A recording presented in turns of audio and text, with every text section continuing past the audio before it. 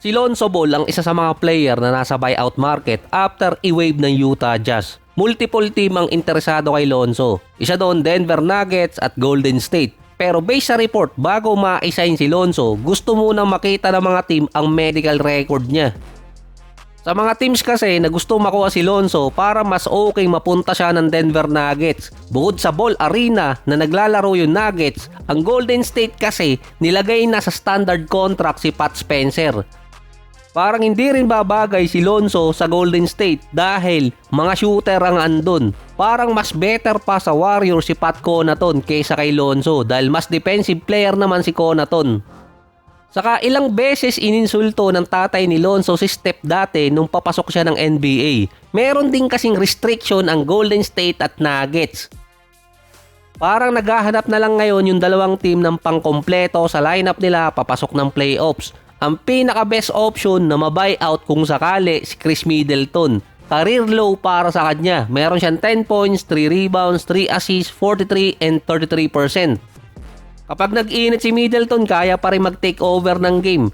Based kasi sa report, ang Dallas on track na mag-tank na makakuha ng mataas na rank sa lottery. Based din doon, hindi willing ang Dallas na i-buyout ngayon si Middleton. Saka hindi rin naman makukuha ng Golden State kung sakali si Middleton kung mababuyout dahil lagpas siya sa mid-level exception. Dahil lagpas na sa first tax apron ng Golden State, hindi sila makakakuha ng mga player na nasa mahigit 11 to 14 milyon ng kontrata. Kasama doon si Nurkic, Klay Thompson, Bogdanovic at si DeMar DeRozan. Kaya kailangan munang magbawas ng Golden State ng player bago makapag-sign ng isang player na lagpas ng 11 to 14 milyon. Available din si Cam Thomas dahil winave na ng Nets. Kahit maraming report na may interest kay Cam Thomas, parang hesitant ang mga team na makuha siya. Hindi kasi siya nakikitang boost ng isang lineup. Meron siyang 15 points, 1 rebounds, 3 assists, 39 and 32%.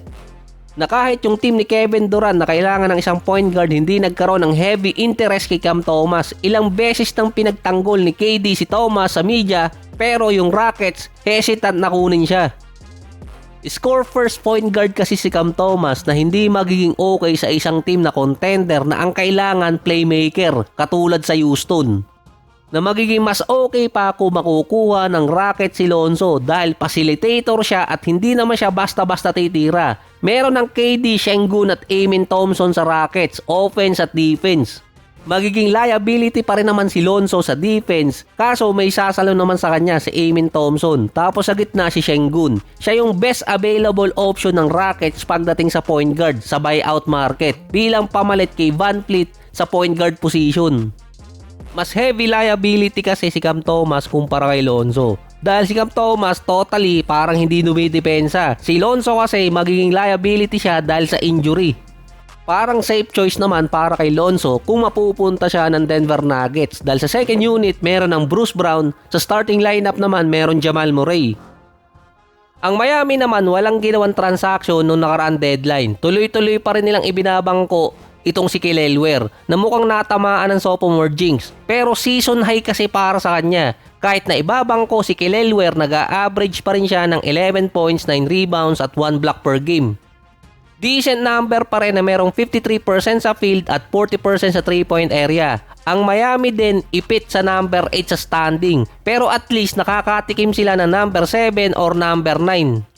So hindi lang Golden State ang laging ipit sa number 8, pati din yung Miami Heat. Gusto ni Bam Adebayo na makaalis na ng number 8 seed sa East.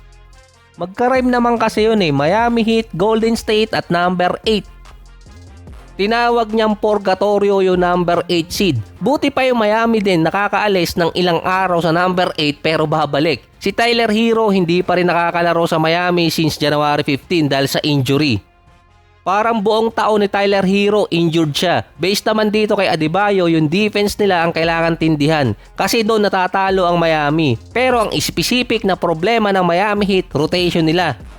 Teka, parang mali pala yung ginagamit nila sa rotation. Meron silang total na 16 combination sa starting lineup na ginamit sa buong season. Hindi naman sila nangunguna dyan. Kasama nila ang Raptors, Philadelphia, Pelicans, Suns at Jazz.